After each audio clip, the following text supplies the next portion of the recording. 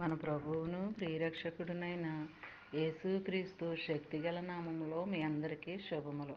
ప్రియమైన దేవుని బిడ్డలారా, మరి ఎలా ఉన్నారు? దేవుడు గతించిన దినమంతా కూడా ఆయన రెక్కల నీడలో నన్ను మనందరినీ కాపాడి మరొక నూతనమైన దినములో వారంలో మనం ప్రవేశపెట్టిన విధానాన్ని బట్టి మరొకసారి ఆయనకి వందనాలు చెల్లించుకుంటున్నామండి. మరి దేవుడు ఈ దినం మనకిస్తున్న వాగ్దానము ఇర్మీయా గ్రంథము 31వ అధ్యాయము 9వ వచనం. నన్ను ప్రార్థించుచుండగా నేను వారిని నడిపించుదును, వారు తొట్టిల్లకుండా చక్కగా పోవు బాటను నీళ్లు కాలువల యొద్ద వారిని నడిపింతును.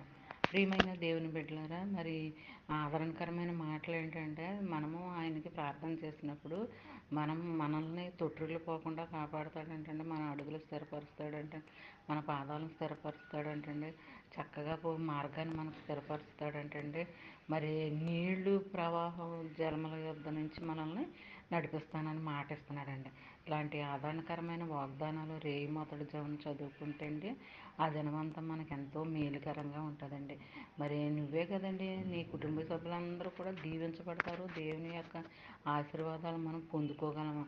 మరి క్షణము కూడా మరి ఆయన దగ్గర నుంచి మనం పొందుకోవాల్సిన దీవెన ఆశీర్వాదాలు మనం పొందుకోవాలి.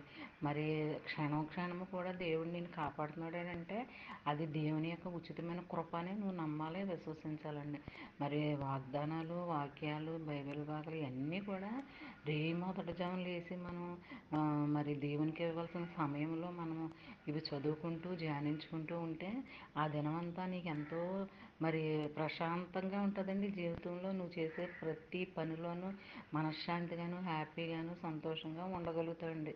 మరి ఎలాంటి దీవెన ఆశీర్వాదమైన వాగ్దానాలు నీ జీవితంలో, నా జీవితంలో, మనందరి జీవితంలో జరగాలని కోరుకుందామండి. అంతే కదండి, చిన్న వాగ్దానం నీ ఫ్రెండ్స్ సర్కిల్ వాళ్ళకి పంపించండి. ఎందుకంటే వారు దీవించబడతారు, చదివిన వారు దీవించబడతారు, మీరు ఆశీర్వదింపబడతారు. ఒకసారి దేవుని ఆశీర్వాదాలు ఇవ్వబడితే అవి ఎప్పటికీ ఆగవండి, అలాగ అంచెలంచెలుగా కుమ్మరిస్తూనే ఉంటాడు. మరి దేవుని దగ్గర నుంచి మనము ఎన్నో ఆశీర్వాదాలు పొందుకుంటూ ఉండాలండి. క్షణం మనం పొందుకుంటూనే ఉంటున్నాము. ఎందుకంటే ఎన్నో అపాయాల నుంచి మనం తప్పిస్తున్నాడు కదా, అది దేవుని ఆశీర్వాదమేనండి. మరి మనం బయటికి వెళ్ళి లోపలికి వస్తున్నామంటే అది దేవుని ఆశీర్వాదమే.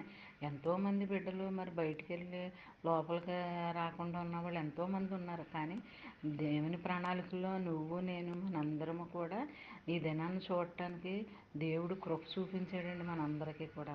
మరి ఇలాంటి చిన్న వాగ్దానము నీ జీవితంలో, నా జీవితంలో, మనందరి జీవితంలో జరగాలని కోరుకుంటూ ఆమేన్.